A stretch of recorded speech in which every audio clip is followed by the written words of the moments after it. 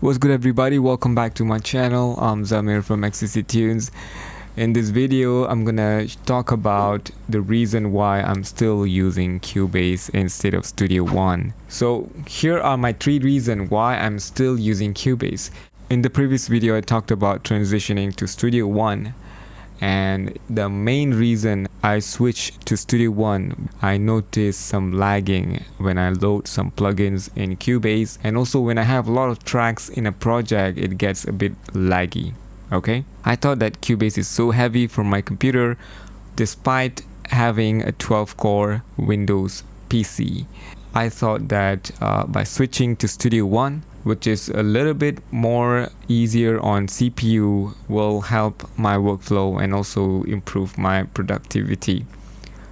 And what happened was my PC crashed and I had to reformat the whole PC. The reason why it crashed is not because of Cubase as well, it's because of my C drive was full. That's my bad. I should have backed up my C drive. However, I didn't do that, which leads to PC crash. Okay, so I reformatted my computer. Once I reformatted my computer, I installed Cubase because I still have some projects which I haven't complete yet, and I prefer to continue working in Cubase until I complete that project. And after I installed Cubase, I realized that Cubase was working really fast and flawlessly. Then I figured out that the real culprit of lagginess and slowness in Cubase was not because of Cubase itself, it's because of the C drive is full. I have made a mistake by leaving Cubase. However, Studio One is still a great DAW. I have nothing against Studio One. Studio One is great and I really love that DAW. However, if you compare to features like Studio One and Cubase, Cubase has more features, which is why the C drive needs to have more space for Cubase to run as smooth as it can. So that's my first reason of still using Cubase.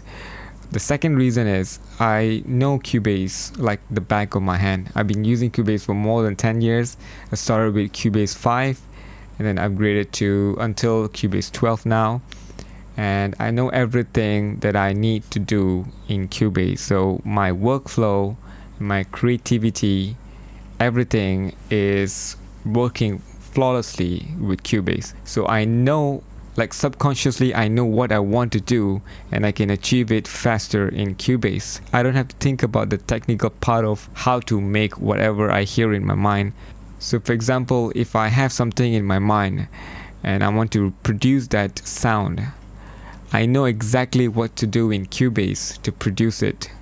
However, in Studio One, since I'm not so fluent in the DAW, it tends to take more time for me to complete a certain task or certain ideas, and that really messed up with my workflow. So instead of wasting my time more to learn the shortcut key and learn the workflow in Studio One, I chose to come back to Cubase and work in Cubase instead. So there are a lot of other features in Studio One which I prefer or wish that Cubase has, such as the drum editor, the ability to combine tracks, that's really awesome in Studio One, the ability to change mono track to stereo and stereo track to mono with one click, that's awesome in Studio One.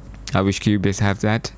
The macro button in Studio One is really amazing. It's just so easy to use. The micro button is just up right here and I can use it by just clicking on it instead of going to edit and go to macros and use these macros. I can have them above here. It's very handy. I really like that.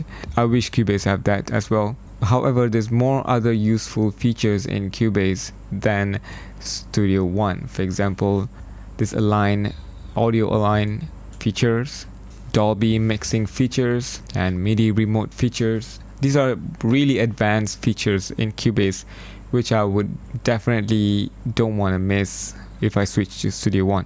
Hence why I am still using Cubase. So that is my second reason of still using Cubase.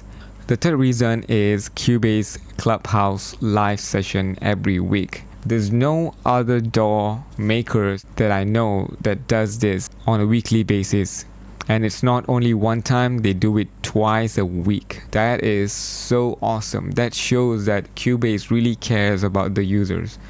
And I really appreciate it, and I'm grateful that Greg Undo and the Steinberg team is doing a live event on a weekly basis, which allows me to feel close to my DAW. Recently I asked about quick control, how to add quick control for MIDI and instrument track. I created a preset for quick control. I can only use it in instrument track. However, if I use it in MIDI channel, when I load the preset, it's not loading up. Instead of going online and searching about it, I can quickly send an email and I'll get the answers on the next live session. I don't think if there's any other DAW makers that does this on a weekly basis, so I'm really grateful for the support by Greg Undo and the team. He always responds to everything I ask. Every time I send him a mail or a feature request, I always get a reply. I know Cubase have not updated yet. We are still using Cubase 12. I'm pretty sure with all the feedback that we are giving to Cubase team through the live sessions and all the questions